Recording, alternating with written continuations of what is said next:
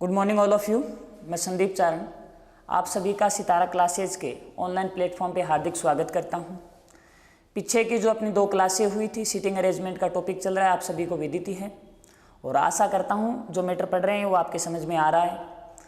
ठीक है, आगे का अपन जो मैटर पढ़ेंगे, क्योंकि सीटिंग अरेंजमेंट में जो बेसिक बातें बतानी थी वो मैं आपको फर्स्ट क्लास में बता चुका हूँ।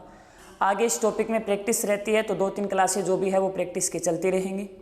आज अपन आपके सामने मैंने एक क्वेश्चन लिखा है, क्योंकि सीटिंग अरेंजमेंट का क्वेश्चन थोड़ा सा लेंथी होता है तो एक क्लास में ज़्यादा से ज़्यादा 5 या 6 क्वेश्चन ही सोल्व कर पाते हैं अपन। तो आप रेगुलर क्वेश्चन सोल्व करते रहना, मैं आपको लगभग हर टाइप का एक क्वेश्चन बता दूंगा इसमें। ठीक है, इसमें छोटे लेवल के भी क्वेश्चन होंगे, बढ़िया बैंक के एग्जाम में आए हुए भी क्वेश्चन होंगे। अभी आपके सामने एक क्वेश्चन है, ABCDE वृत्त के केंद्र की ओर मुँह करके बैठे हैं, ED के बाईं ओर है, CA और B के बीच में है, FE और A के बीच में है। ठीक है, कितने सदस्य हैं? 6 सदस्य हैं। तो मैंने आपको कहा सबसे पहले आप एक वृत्त का निर्माण कर लो और वृत्त में 6 सदस्य बिठा दो। ये वृत्त में हमने कितने सदस्य बैठा दिए? 6 सदस्य अपन ने बैठा दिए, अभी तक उनकी जगह फिक्स कर दी। देखिए सबसे पहला स्टेटमेंट है E D के बाईं ओर है। E जो है वो D के बाईं ओर है, तो यहाँ मैंने D बैठाई। एक बात बता देता हूँ, केंद्र की ओर मुंह है तो ये होगा बायां, ये जो साइड है ये साइड होगा बायां और ये जो साइड है ये साइड होगा दायां। एग्जाम में भी आप जिस रजिस्टर में कर रहे हो एक बार ये लिख लेना ताकि वहाँ आपके कन्फ्यूजन ना रहे। दाएं का मतलब इस तरफ रोटेशन और बाएं का मतलब इस तरफ रोटेशन। अब चलते हैं अपन कथनों में। कथन में कहा था E D के बाईं ओर है, तो D के बाईं ओर कौन है? E हो गया। आगे बात समझ में। अब इसने कहा C A और B के बीच में है, C A और B के बीच में। लेकिन एक बात देखो, अभी जो ये अपना डायग्राम है इसमें ना अभी तक C है, ना अभी तक A है और ना अभी तक B है। इसका मतलब तीनों ही कैंडिडेट इसमें नहीं है। और ये बात मैं आपको कई बार बता चुका हूं कि स्टेटमेंट में जो कैंडिडेट दिए हैं वो अगर अपने डायग्राम में अवेलेबल ना हो तो उस स्टेटमेंट को एक बार के लिए आप छोड़ दो। क्यों? क्योंकि ये इससे कनेक्ट नहीं होंगे। फिर इसने क्या कहा, यहां देखिए E की चर्चा हुई है। यहां किसकी चर्चा हुई है? E की। F E और A के बीच में है। E और A के बीच में कौन है? F। तो बीच का मतलब दोनों के बीच में आएगा। यहां तो बीच की पोजीशन खाली नहीं है, तो E और A के बीच में कौन है? F हो गया। ये अपना स्टेटमेंट कनेक्ट हो गया। अब 2 जगह अपनी खाली है। अब वापस पीछे वाले स्टेटमेंट पे आइए। पीछे वाले स्टेटमेंट ने क्या कहा था कि C A और B के बीच में है। ये जो C है ये A और B के बीच में बैठा है, तो A और ये B, इन दोनों के बीच में कौन आ गया? C। ये लो अपने 6 कैंडिडेट बैठ गए। एक बार फिर से दोबारा इस चीज की चर्चा, अपन जो डायग्राम बनाया है उसको यहाँ पे देखेंगे कि अपना हर कथन सही होना चाहिए। E D के बाईं ओर है, E D के बाईं ओर है, C A और B के बीच में है, C A और B के बीच में है, F E और A के बीच में है, F E और A के बीच में है। फिर अगले ने क्वेश्चन पुटअप किया था कि C के दाईं ओर कौन है, तो ये रहा C और C का दायां इधर रोटेशन होगा, तो C के दाईं ओर कौन होगा? A होगा। आगे बात समझ में। ज्यादा लेंथी क्वेश्चन नहीं था, छोटा क्वेश्चन था। आगे चलते हैं अपने नेक्स्ट क्वेश्चन की ओर। हाँ, ये अपना क्वेश्चन है, देखिए PQRS TVW केंद्र की ओर मुंह करके बैठे हैं। RV के बाएं को तीसरा है जो T के बाएं को दूसरा है, WP के दाएं को दूसरा है जो V का निकटतम पड़ोसी नहीं है, SW का निकटतम पड़ोसी नहीं है। ये अपने 3 स्टेटमेंट है, इनके अकॉर्डिंग डायग्राम बनाएंगे। फिर अगले ने 4 क्वेश्चन पूछे हैं। R के दाएं दूसरा कौन है, P के बाएं दूसरा कौन है, Q के दाएं तीसरा कौन है, किस जोड़े में पहला व्यक्ति दूसरे व्यक्ति के तुरंत दाएं बैठा है। ये जो क्वेश्चन है, ऐसे क्वेश्चन ज़्यादा इंपॉर्टेंट है क्योंकि एग्जाम में ऐसे प्रश्न ज़्यादा पूछे जाते हैं जोड़े वाले। ठीक है, तो पहले मैं दी गई लैंग्वेज के अकॉर्डिंग डायग्राम बना लेता हूँ। ये मेरा एक वृत्त है। वृत्त में कितने कैंडिडेट हैं? 2, 4, 6 और 1 7 कैंडिडेट हैं। 1 2 3 4 5 6 7 स्पेस के अकॉर्डिंग ये बायां होगा, ये दायां होगा। देखिए कई बार अगला एग्जामिनर जो है वो आपको कैंडिडेट के मुंह की स्थिति नहीं देता है कि केंद्र की ओर मुंह है या बाहर की ओर मुंह है, तो वो क्या कहता है कि लैंग्वेज, आपको एक लैंग्वेज दे देता है और वो लैंग्वेज ये कहेगा कि 8 व्यक्ति किसी टेबल के चारों ओर बैठ के बैठक करने के लिए बैठे हैं या कोई गेम ताश खेलने के लिए बैठे हैं। तो ताश एक दूसरे की तरफ कमर करके थोड़ी खेली जाती है, एक दूसरे की ओर मुंह करके खेली जाती है। तो एक दूसरे की ओर मुंह करेंगे तो सबका मुंह किधर होगा, केंद्र की ओर होगा। ठीक है, चलते हैं अपने क्वेश्चन की लैंग्वेज पे।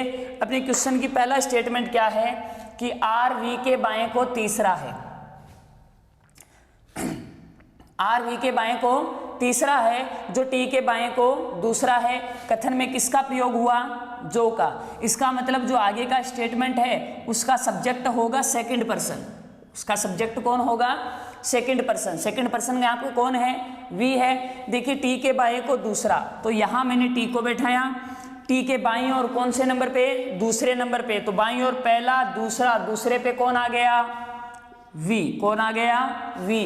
वी से कौन जुड़ा हुआ है, आर जुड़ा हुआ है। वी से कौन जुड़ा हुआ है, आर। किस अनुसार जुड़ा हुआ है कि आर वी के बाएं को तीसरा, तो वी का बायां आगे की ओर चलेगा और वी के बाएं को तीसरा, पहला, दूसरा, तीसरा कौन हो गया, आर हो गया। आगे बात समझ में।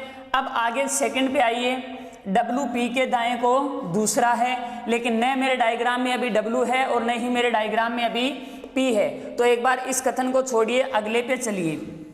जो वी का निकटतम पड़ोसी नहीं है, तो वी का निकटतम पड़ोसी कौन नहीं है, सेकंड पर्सन नहीं है, यानी पी नहीं है। तो वी का निकटतम पड़ोसी पी नहीं है, तो पी के लिए दो जगह ब्लॉक होगी, यहाँ भी पी नहीं आ सकता और यहाँ भी पी नहीं आ सकता। जो रेड में लिख रहा हूँ वो ब्लॉक है। अब पी के लिए दो जगह बची है, एक ये और एक ये। इसमें भी कैसे बिठाना है कि डब्लू जो है वो पी के दाएं होना चाहिए। पी के किधर होना चाहिए, दाएं। तो पी को यहाँ बैठाऊंगा तभी तो दाएं जगह खाली है, समझ रहे कि नहीं समझ रहे। अगर यहाँ बैठा दिया तो फिर तो बाएं स्पेस खाली हो जाएगा। तो कहा पी के दाएं दूसरा, तो यहाँ मैंने पी को बैठाया, पी के दाएं दूसरा कौन हुआ, डब्लू हो गया। कौन हो गया, डब्लू। अब ये दो जगह वापस खाली होगी, क्योंकि ये तो सिर्फ किसके लिए थी, डब्लू के लिए थी। अब इसने क्या कहा कि एस डब्लू का निकटतम पड़ोसी नहीं है। एस जो है वो डब्लू का पड़ोसी नहीं है। तो अब जगह मेरे पास दो ही बची है कि या तो एस यहाँ बैठेगा या फिर एस यहाँ बैठेगा। डब्लू का पड़ोसी है नहीं, तो इसका मतलब यहाँ बैठ नहीं सकता, तो कहाँ बैठेगा, यहाँ बैठेगा। अब एक कैंडिडेट ऐसा बच गया जिसका अभी तक कोई जिक्र नहीं हुआ है। वो कैंडिडेट कौन है, क्यू। तो वो खाली जगह पे बैठेगा। आगे बात समझ में। एक बार फिर से स्टेटमेंट चेक करेंगे। कई बार अपन छोटी मोटी जो गलती करते हैं वो री स्टेटमेंट में अपने समझ में आएगी। आर वी के बाएं को तीसरा है, वी के बाएं को तीसरा कौन, आर। टी के बाएं को दूसरा कौन, वी। टी के बाएं को दूसरा कौन, वी। डब्लू पी के दाएं को दूसरा, डब्लू जो है वो पी के दाएं को दूसरा हो गया। वी का निकटतम पड़ोसी पी नहीं है, बिल्कुल नहीं है, पी यहाँ बैठा है। फिर इसने कहा एस डब्लू का पड़ोसी नहीं है, एस भी डब्लू का पड़ोसी नहीं है।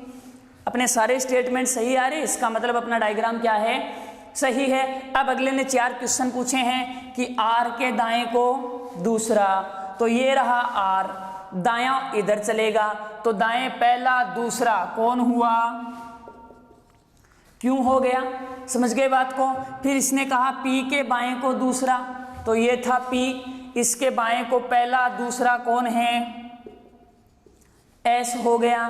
तीसरा इसने कहा क्यों के दाएं तीसरा, तो ये क्यों है, ये कौन है भाई, क्यों। दाएं का रोटेशन ऐसे ही आएगा, तो पहला दूसरा तीसरा कौन है, टी है। इस क्वेश्चन को थोड़ा सा ध्यान से देखना।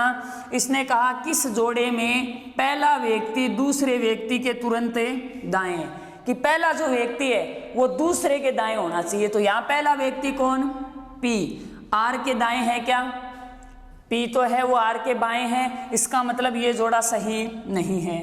पहला व्यक्ति यहाँ कौन है, पी, टी के दाएं है क्या, बिल्कुल है। ये देखिए टी के तुरंत दाएं कौन बैठा है, पी, तो इसका मतलब ये जो जोड़ा है ये अपना सही जोड़ा है। आगे बात समझ में। क्वेश्चन का स्क्रीनशॉट ले लेना, दोबारा इसको सोल्व कर लेना। चलते हैं नेक्स्ट क्वेश्चन की ओर।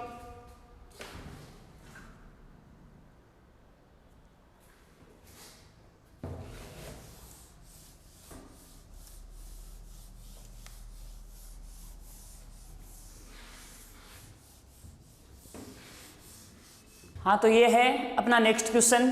काफ़ी अच्छा क्वेश्चन है, क्योंकि कल मैंने आपको एक या की स्थिति के बारे में थोड़ा सा बताया था पीछे की क्लास में। तो वो या की स्थिति यहाँ पे लगेगी। या की स्थिति के बारे में मैंने क्या बताया था कि इस कथन के कहने का मतलब क्या है। या का मतलब तो ये है कि क्यों x या v का निकटतम पड़ोसी नहीं है। इसके कहने का मतलब ये था कि या तो x का नहीं है या v का नहीं है, लेकिन अगर मैं x का मानूंगा तो अगला v का बोलेगा और v का मानूंगा तो अगला x का बोलेगा। तो फर्स्ट कंडीशन में मैं इस q को दोनों का ही निकटतम पड़ोसी नहीं मानूंगा। अब देखिए कितने व्यक्ति, 2 4 6 8 व्यक्ति हैं। सबसे पहले अपन क्या बनाएंगे, वर्त बनाएंगे, उसमें अपन 8 स्पेस बना लेंगे। आगे बात समझ में। अब एक बात ध्यान से देखिए कि केंद्रोन्मुख होकर, कल मैंने एक बात बताई थी उत्तरोन्मुख, तो उत्तरोन्मुख का मतलब मैंने क्या बताया था, उत्तर की ओर मुंह। तो केंद्रोन्मुख का मतलब क्या होगा, केंद्र की ओर मुंह। तो इस साइड में रोटेशन बायां और इसके विपरीत रोटेशन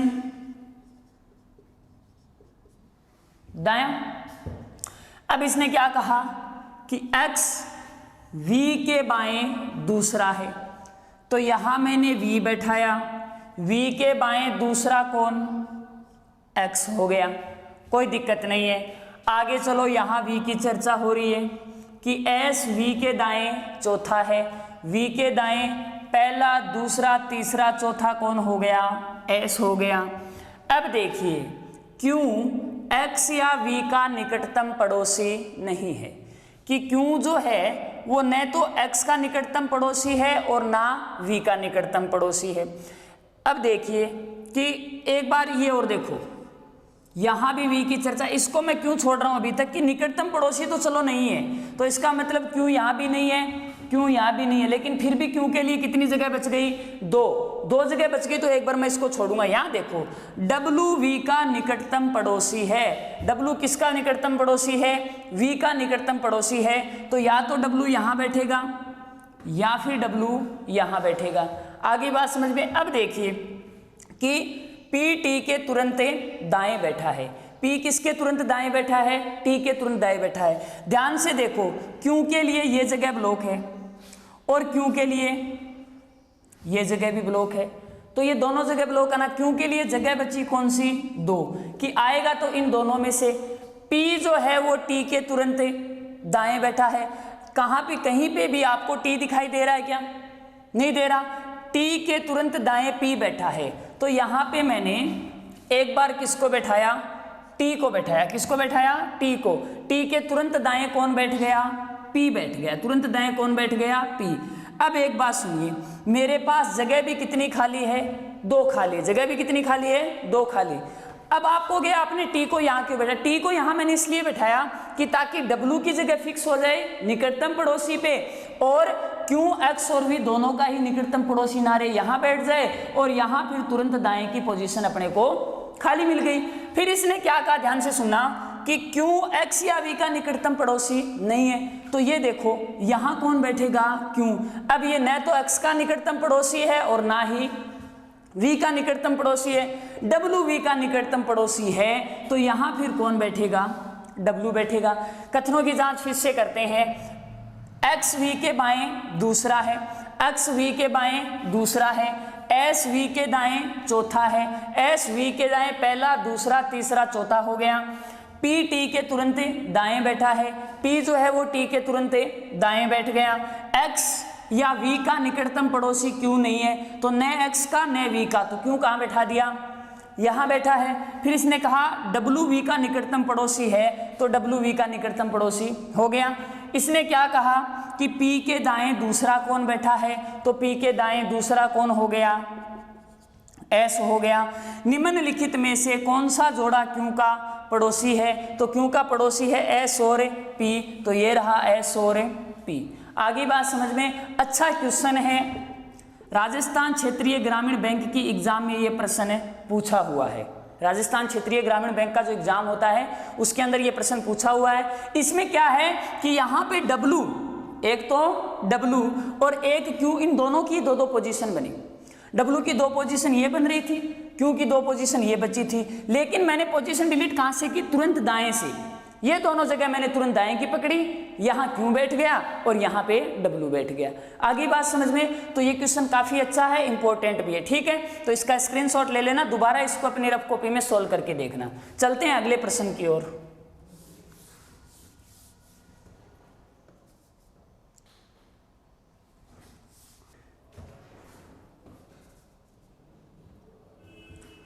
हाँ, तो ये अपना नेक्स्ट क्वेश्चन है, अच्छा क्वेश्चन है, एसबीआई के एग्जाम में पूछा हुआ क्वेश्चन है। PQRS TVWZ केंद्र की ओर मुंह करके बैठे हैं।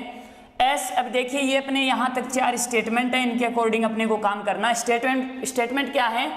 एस पी के दाएं को तीसरे स्थान पर है, पी वी के दाएं को दूसरे स्थान पर है, आर वी के बाएं को दूसरे और क्यू के दाएं को तीसरे स्थान पर है, डब्ल्यू जेड के बगल में नहीं है। ये थे अपने स्टेटमेंट। क्वेश्चन अगले ने यहाँ से 2 पुटअप किए हैं, ये सॉरी 5 है, यहाँ पे 4 नहीं 5 स्टेटमेंट है। लास्ट का एक और है, जेड टी के दाएं को दूसरे स्थान पर है, ठीक है। आर की दाएं बगल में कौन बैठा है? जेड के दाएं दूसरा कौन है? तो चलिए सबसे पहले 2, 4, 6, 8 व्यक्ति हैं, तो मैं एक सर्कल बनाता हूं। इस सर्कल में 8 व्यक्ति हैं।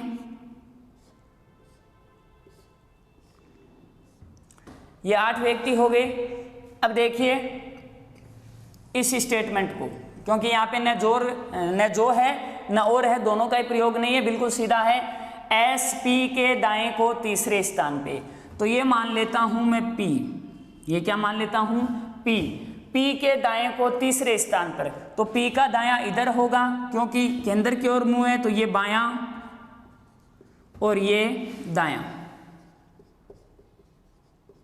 इसने क्या कहा कि एस पी के दाएं को तीसरे स्थान पर, पी के दाएं तीसरे स्थान पर कौन है? एस है। पी वी के दाएं को दूसरे स्थान पर, पी जो है वो वी के दाईं साइड में होना चाहिए। वी के कौन सी साइड में होना चाहिए? दाईं साइड में, तो वी इसके किधर बैठेगा? बाईं साइड में। यहां पे थोड़ा सा स्टेटमेंट चेंज होता है। कैसे? अरे भाई मैं आपके तुरंत दाएं हूं तो आप मेरे तुरंत बाएं होगे। वही बात यहां है कि पहले से पी बैठा है और पी वी के दाएं दूसरे था, तो वी जो है वो पी के बाएं दूसरे हो गया। यहां पे आप वी को बैठाइए। अब देखिए वी के दाएं दूसरा कौन हो गया? पी, और पी के बाएं दूसरा कौन हो गया? वी। अब देखिए आर वी के बाएं को दूसरे, तो वी के बाएं को दूसरे पर कौन हो गया? आर हो गया। और क्यू के दाएं को तीसरे, और आ गया तो स्टेटमेंट का सब्जेक्ट कौन होगा? आर। क्यू के दाएं होना चाहिए तीसरे नंबर पे।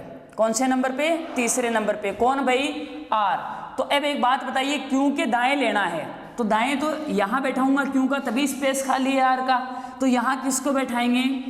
क्यू को बैठाएंगे। यहां क्यों नहीं बैठाया? क्योंकि फिर क्यू के बाएं हो जाता।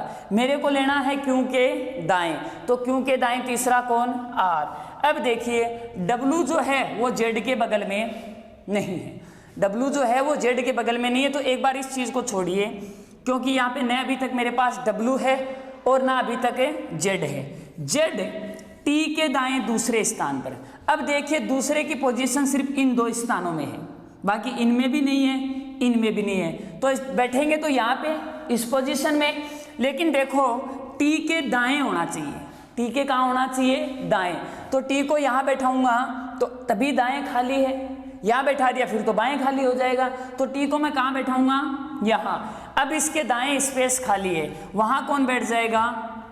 जेड बैठ जाएगा। और फिर इसने कहा डब्लू जेड के बगल में है नहीं, तो फिर डब्लू कहाँ बैठेगा?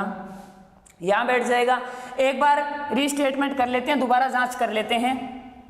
एस पी के दाएं को तीसरे स्थान पे, पी के दाएं को तीसरे स्थान पे, पी वी के दाएं को दूसरे स्थान पे, वी के दाएं को दूसरे स्थान पे पी हो गया। आर वी के बाएं को दूसरे, वी के बाएं को दूसरे पर कौन हो गया? आर हो गया। क्यू के दाएं को तीसरे पर आर होना चाहिए, क्यू के दाएं को तीसरे पर कौन हो गया? आर हो गया।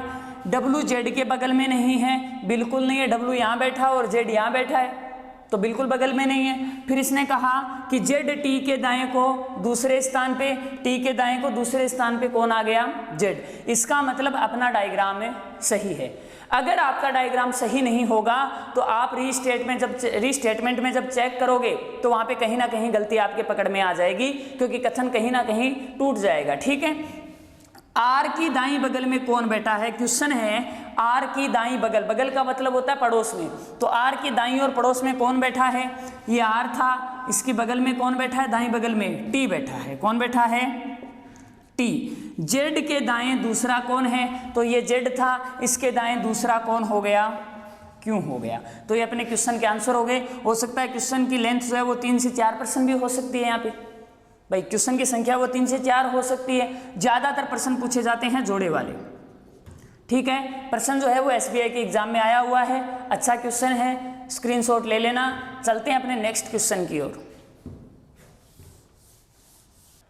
हाँ जी, ये अपना नेक्स्ट क्वेश्चन, ABCDFGH केंद्र की ओर मुंह करके बैठे हैं। EG के बाएं को तीसरा है, जो B के एकदम दाएं को है, जो A के बाएं तीसरा है। देखिए यहाँ पे 3 कथन एक साथ जुड़े हैं। कितने कथन एक साथ जुड़े हैं, 3 कथन एक साथ जुड़े हैं। और ये जो प्रश्न है ये एसबीआई बैंक की एग्जाम 2008 में पूछा गया था, उसके बाद में एक बार ये बैंक पीओ में और पूछा गया है, 2 बार पूछा हुआ प्रश्न है। देखिए 2 स्टेटमेंट है, EG के बाएं को तीसरा है, जो B के एकदम दाएं को है, जो A के बाएं तीसरा है। HF के दाएं को दूसरा है, जो E का निकटतम पड़ोसी नहीं है, D B का निकटतम पड़ोसी नहीं है। तो सबसे पहले अपन क्या करेंगे, एक वर्त का निर्माण करते हैं और वर्त में 8 स्पेस बना लेते हैं। देखिए मैंने कहा था जो के आगे वाले स्टेटमेंट से अपने को शुरू करना है, तो एक तो जो यहाँ आया, एक जो यहाँ आया, तो मैं यहाँ से स्टार्ट न करके अब कहाँ से स्टार्ट करूँगा, लास्ट से। A के बाएं तीसरा है, तो A के बाएं तीसरा कौन होगा, B होगा, कौन होगा, B। तो यहाँ पे मैंने किसको बैठाया, A को, A के बाएं तीसरा, तो इस साइड में बायां और इसके विपरीत दायां, क्योंकि सभी का मुंह किधर है, केंद्र की ओर है। A के बाएं तीसरा है, तो A के बाएं पहला, दूसरा, तीसरा कौन होगा, B होगा। अब इस कथन पे आइए, B के एकदम दाएं को है, कौन है, G है। B के एकदम दाएं को कौन है, G। क्यों, क्या आया है, जो आया है, तो सेकंड वाला आदमी होगा। B के एकदम दाएं, तो B के एकदम दाएं कौन हो गया, G हो गया। अब G से कौन जुड़ा है, E। G के बाएं को तीसरा, G के बाएं को तीसरा, तो G के बाएं पहला, दूसरा, तीसरा कौन हो गया, E। यानी इस 3 कथन में अपने को 4 कैंडिडेट का सीटिंग अरेंजमेंट मिला है, ABGE। अब देखिए इनमें से किसी सदस्य की चर्चा हो रही है क्या, देखिए यहाँ हो रही है, E का निकटतम पड़ोसी नहीं है। कथन में किसका प्रयोग हुआ, जो का, तो आगे का जो स्टेटमेंट है उसका सब्जेक्ट होगा दूसरा व्यक्ति, यानी कौन होगा, F। तो E का निकटतम पड़ोसी नहीं है, कौन नहीं है, F नहीं है। तो F न तो यहाँ बैठ सकता और न ही F यहाँ बैठ सकता, F की जगह खाली बची है ये 2, और इन 2 में भी किस पोजीशन में बैठेगा कि H F के दाएं को दूसरा, F के दाएं को, तो F के दाएं जगह खाली चाहिए, तो F यहाँ बैठेगा, तभी तो इसके दाएं जगह खाली मिलेगी। और दाएं दूसरे नंबर पे किसको बिठाना है, H को, तो दाएं दूसरे नंबर पे कौन बैठेगा, H। अब ये दोनों स्पेस खाली हो गए, क्योंकि इन स्पेस की शर्त थी कि यहाँ F नहीं बैठ सकता, बाकी आराम से बैठ सकते हैं। फिर इसने कहा D B का निकटतम पड़ोसी नहीं है, जो D है वो B का निकटतम पड़ोसी नहीं है, तो D B के पास नहीं बैठ सकता, तो फिर D की ये जगह खाली बच गई, यहाँ बैठेगा। और अब एक कैंडिडेट बच गया, कौन, A आ गया, B आ गया, C नहीं आया, तो वो C कहाँ बैठेगा, इस खाली जगह पे बैठेगा। एक बार रीस्टेटमेंट में जांच करेंगे, A के बाएं तीसरा है B, A के बाएं तीसरा है B, B के एकदम दाएं को है G, B के एकदम दाएं को है G, E G के बाएं को तीसरा है, E G के बाएं को तीसरा है। E का निकटतम पड़ोसी नहीं है, F बिल्कुल नहीं है, E का निकटतम पड़ोसी F। H F के दाएं को दूसरा है, H F के दाएं को दूसरा है। D B का निकटतम पड़ोसी नहीं है, D B का निकटतम पड़ोसी नहीं है। अब चलते हैं अपने प्रश्न की ओर। पहला प्रश्न है कि B के दाएं दूसरा कौन है, तो B के दाएं दूसरा कौन है, F है। यहां देखना D के संबंध में B का स्थान, डी के संबंध में बी का स्थान। संबंध का मतलब स्थान कहां से देखना है, डी से। कहां से देखना है, डी से। तो अब बी के दो स्थान निकल रहे हैं, एक तो निकल रहा है दाएं तीसरा और एक निकल रहा है बाएं पांचवा। एक तो निकल रहा है दाएं तीसरा, एक बाएं पांचवा, दोनों में से एक ऑप्शन में मिलेगा। तो ये देखिए दाएं कौन सा, तीसरा, ये हो गया अपना सही उत्तर। आगे बात समझ में, अच्छा क्वेश्चन है, 2 बार बैंक के एग्जाम में पूछा हुआ है, स्क्रीनशॉट ले लेना। बस यहाँ दिक्कत यही थी कि 3 कथन आपस में जुड़ रहे हैं, तो घबराने की जरूरत है नहीं। जो आया तो इसका सब्जेक्ट बी, इसका सब्जेक्ट जी और जी से ए जुड़ गया। ठीक है, अगर पढ़ा हुआ मैटर समझ में आ रहा है तो चैनल को सब्सक्राइब करना ना भूलिए। धन्यवाद।